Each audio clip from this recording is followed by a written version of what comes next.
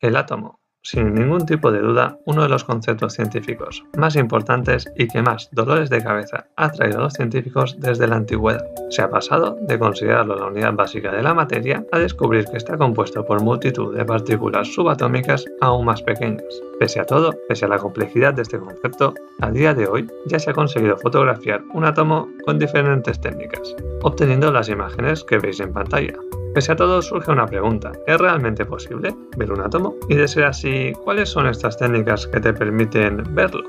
Pues esto es lo que intentaremos resolver en este vídeo.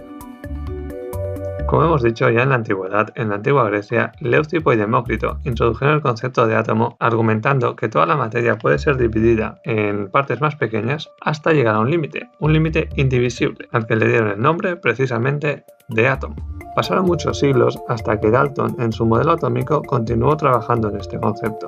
Él argumentó que todo componente químico está formado por un número fijo de átomos, como el agua o el amoníaco, y que cada uno de estos átomos, dependiendo del elemento químico al que hacen referencia, varía en tamaño y masa. Esto nos indica que, por ejemplo, no podemos tener una molécula con 2,5 átomos de uno de los componentes. Tiene que ser siempre un número entero. A partir de aquí surgieron nuevos modelos como el de Thomson, el de Rutherford y toda la revolución cuántica del siglo XX que acabó con el modelo atómico actual. Sin embargo, esto no es el tema de este vídeo. Aquí lo que queremos saber es si podemos ver estos átomos.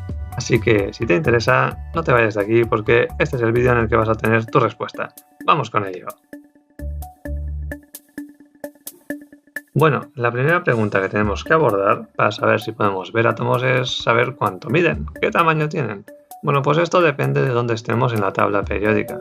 Si hablamos de los átomos que se encuentran arriba a la derecha, como un flúor, un oxígeno o un cloro, que son más pequeñitos, estamos hablando de radios atómicos en torno a los 0,5 angstroms. Y teniendo en cuenta que 10 angstroms son un nanómetro, 0,5 angstroms son 0,05 nanómetros, es decir, algo extremadamente pequeño. Si nos vamos a la parte de los átomos más grandes de la tabla periódica, la cosa no mejora mucho. Hablamos de 2,5 angstroms, es decir, 0,25 nanómetros. Seguimos tratando de tamaños muy pequeños. Pese a todo, podríamos optar por ver estos átomos en un microscopio, ¿no? Y nos dejamos de tanto problema. Simplemente irradiamos con luz una muestra que tenga átomos, o sea, cualquier cosa, en el microscopio y lo observamos. Deberíamos poder ver cómo son estos átomos y dejarnos de tanta historia investigando sobre ellos.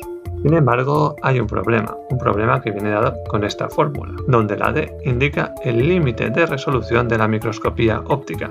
Es decir, no podríamos ver nada más pequeño que esa D. Entonces vamos a analizar cada componente de esta fórmula. La lambda es la longitud de onda, es decir, si tenemos una onda electromagnética sería la distancia que hay entre dos crestas. Por ejemplo, si estamos en luz visible podemos considerarla como 550 nanómetros, que corresponde a la luz de color verde. Por otro lado tenemos la n y el seno de un ángulo. ¿Qué es este ángulo? Bueno, considerando una lente que capta la luz que irradia de la muestra del microscopio, el ángulo sería precisamente el ángulo de la luz irradiada que es capaz de coger dicha lente. Por otro lado, la n es el índice de refracción, que depende del material. Por ejemplo, en aire estaría sobre 1, en agua sobre 1,33 y en aceite sobre 1,5. Entonces, teniendo en cuenta que el ángulo siempre va a ser menos de 90, por lo tanto el seno del ángulo menor que 1, y n va a estar entre 1 y 1,5, podríamos decir que la D máxima que podríamos obtener estaría en torno a 0,5 por lambda, aproximadamente. ¿Qué ocurre? Si tenemos una lambda de 550 nanómetros, esta D que podríamos obtener sería en torno a 275, lo cual es muchísimo más de lo que mide un átomo. Por lo tanto, el átomo está por debajo de este límite de resolución y es imposible verlo a través de un microscopio. Vale, entonces, ¿qué podemos hacer para mejorar esta resolución? Bueno, la n y el ángulo son muy difíciles de modificar, así que nuestra única opción sería cambiar la lambda, la longitud de onda, la distancia entre las crestas. Por ejemplo, podemos aumentarla e irnos al rango del infrarrojo, pero esto aumentaría también la resolución máxima, hasta 425, y eso es un problema. También podemos reducirla hasta el punto del ultravioleta, 150 nanómetros, con una resolución de 75. ¿Mejora? Sí. ¿Sigue siendo demasiado alta? También. Entonces podemos seguir bajando a los rayos X, bajamos más y más y más, hasta llegar a 0,1 nanómetros, donde conseguimos una resolución de 0,05, suficiente para ver átomos. Entonces, ¿qué hemos hecho? Hemos pasado del visible a una zona mucho más energética como los rayos X. Sin embargo, a partir de rayos X es muy complicado conseguir una imagen de un átomo, así que hace falta buscar una alternativa. ¿Y qué alternativa tenemos? Exacto, los electrones. ¿Y esto por qué? Bueno, hace ya bastante tiempo este señor que veis en pantalla, Louis de Broglie, habló de que los electrones se comportan al mismo tiempo como ondas y como partículas. Pero aquí la pregunta es, ¿y esto cómo se aplica? Es decir, ¿cómo usamos estos electrones para ver átomos? Bueno, pues lo primero que hay que hacer es acelerar estos electrones con un voltaje del cual va a depender la longitud de onda de los mismos. Es decir, si usamos por ejemplo un voltaje de 100 voltios, el electrón toma una longitud de onda de 0,1 nanómetros, que ya sería suficiente, pero es que generalmente se utilizan voltajes de hasta 200 kilovoltios, lo cual hace que dé una longitud de onda de 0,0027, es decir, mucho más que suficiente para ver un átomo. Entonces, ahora pasamos a ver la tecnología que nos permite ver átomos a partir de electrones, que es la microscopía electrónica, como su nombre indica. Estas herramientas funcionan con el esquema que veis a la izquierda, que ahora veremos punto a punto. En primer lugar tenemos una fuente de electrones, que consiste en un material que al calentarlo es capaz de emitir electrones en todas direcciones. Luego, estos electrones pasan a una lente condensadora, que es una lente electromagnética, capaz de focalizar todos estos electrones en un mismo haz. A continuación llegan a una lente objetivo que los enfoca hacia la muestra. Y una vez en la muestra, estos electrones pueden interactuar de varias formas. Por ejemplo, pueden rebotar en la muestra y ser recogidos por un detector SEM, que significa Scanning Electron Microscope. Estos electrones se conocen como Backscatter Electrons y se abrevian con BSE. Por otra parte, también puede darse el caso de que los electrones golpeen electrones de la muestra y sean estos electrones que estaban en la muestra los que se detecten, y se conocen como Secondary Electron. Y precisamente con este detector, con el SEM y con los electrones que se recoge, se pueden reconstruir imágenes de la superficie de la muestra, por ejemplo de estas nanopartículas o la superficie de una hoja de loto.